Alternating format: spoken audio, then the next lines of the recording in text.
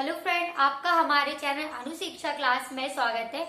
तो आज हम स्टार्ट कर रहे हैं एसएससी जीडी एग्जाम की मैथ की क्लास, जो हम आपको क्वेश्चन करा रहे थे एलसीएम और एचसीएफ पर आधारित प्रश्न। तो ये क्लास 5 चल रही है इसकी। तो यहाँ पर हमारा पहला क्वेश्चन इस प्रकार से दिया है कि इनमें से सबसे छोटी संख्या कौन सी है जिसे 6, 7, 8, 9 और 12 से भाग देने पर हर बार शेष 2 बचे। तो ये शेषफल वाले क्वेश्चन है, यानी कि लासा और मासा से शेषफल पर आधारित प्रश्न। तो इस वाले क्वेश्चन को आप कैसे करेंगे? तो यहाँ पे दिया है कि भाग देने पर हर बार शेष 2 बचे। तो इसे हम दो तरीके से करते हैं, ऑप्शन से भी कर सकते हैं इस क्वेश्चन को, और हम लोग बिना ऑप्शन से भी कर सकते हैं। अगर ऑप्शन से करना होगा तो यहाँ पे जैसे हमारा ऑप्शन दिया होगा पहला 6, 8, 9, फिर हमारा दिया होगा 500, 6 दिया होगा, फिर हमारा दिया होगा 4, 2, 3। अब हम क्या करेंगे, इन सारी संख्याओं को इन सारे ऑप्शन में भाग देंगे, और जिसमें भाग देंगे और उसमें शेषफल 2 बच जाएगा, तो वही हमारा क्या हो जाएगा, उस क्वेश्चन का आंसर हो जाएगा। ठीक है, जैसे हमने यहाँ पे दिया है 6 का भाग दे दिया हमने 6, 8, 9 में, तो 6 एकम 6 हो गया। पहले हम 6 से भाग देंगे, फिर हम 7 से, फिर 8 से, फिर 9 से।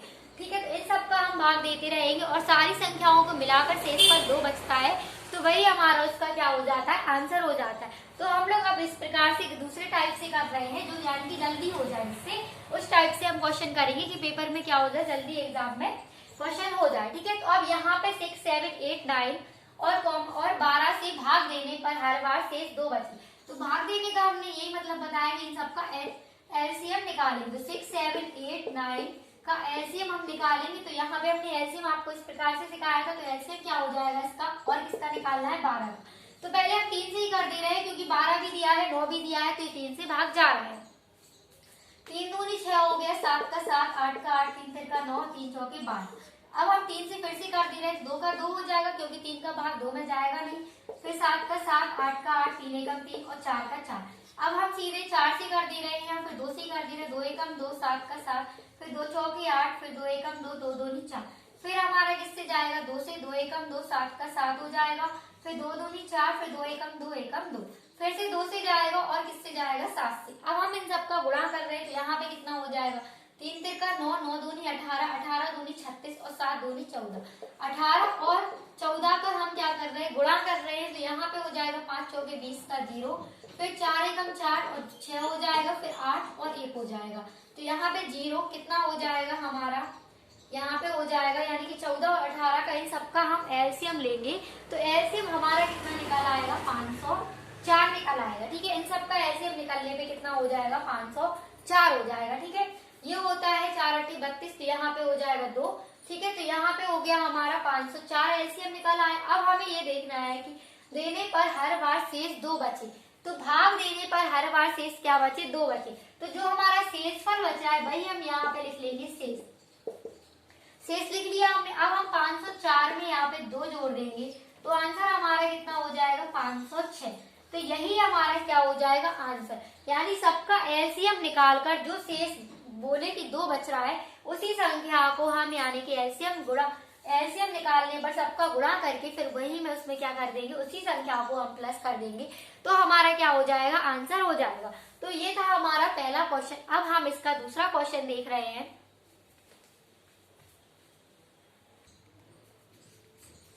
अब हम दूसरा क्वेश्चन कर रहे हैं। तो दूसरा क्वेश्चन हमारा इस प्रकार से दिया है कि x + 5 का होल स्क्वायर, x + 3 का क्यूब, फिर दिया है x - 3 एवं x + 1, x - 3 का होल स्क्वायर, x + 5 का एलसीएम बताओ। तो जब भी आपको इस टाइप से क्वेश्चन आ जाए, यानी गुणनखंड विधि से टाइप से क्वेश्चन आ जाए, तो आप कैसे करेंगे? तो हमने आपको एलसीएम निकालना बताया था कि एलसीएम में क्या होता है, जो यानी कि बड़ी संख्या और सब में हो वो संख्या हम लेते हैं। तो इन सब का हमें एलसीएम निकालना है, तो इसका एलसीएम कितना हो जाएगा, यानी x + 5 का होल स्क्वायर भी है, इसमें भी क्या है, x + 5 है, तो जो यानी कि इससे बड़ा हो। ठीक है, तो x + 5 का क्या ले रहे हैं, होल स्क्वायर ले लेंगे, तो ये हो जाएगा x + 5 का होल स्क्वायर।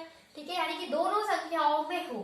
x + 3 का होल स्क्वायर है, इसमें क्या है, x, फिर x + 1 है, तो ये तो छोटा है, यानी कि जो बड़ी संख्या हो वही हम क्या लेते हैं। एलसीएम में क्या मतलब होता है कि सारी संख्याओं को ले लेना। ठीक है, x + 1 का क्यों हो जाए। अब हमारे पास क्या बचा, x - 3 सेम है।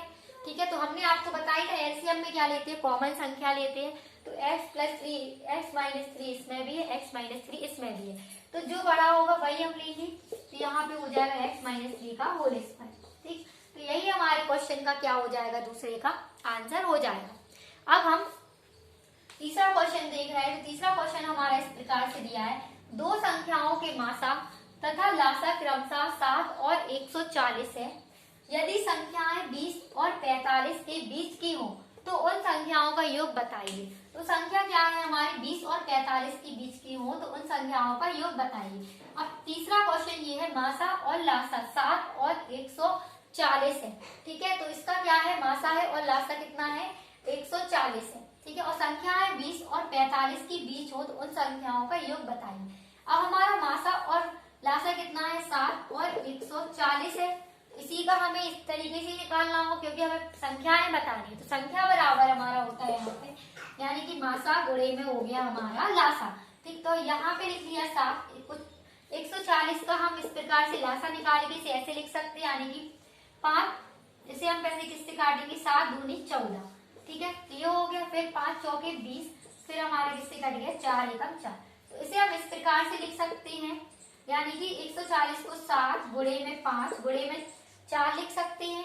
ठीक है, क्यों लिखा है हमने, क्योंकि यहाँ पे हमें ये बताना है संख्याएं 20 और 40 के बीच की हो और उन संख्याओं का योग बताना है। तो 20 और 40 यानी 20 और 45 के बीच की संख्या हो तो उनका ही हमें योग बताना है। अब यहाँ पे हम गुणा कर दे रहे हैं इसका, यानी कि 7 चौके हमारा ये हो गया 28, 5 सत्ते हो गया 35। ठीक है, तो ये संख्या हमारी दिख रही है 20 और 45 के बीच की दिख रही है।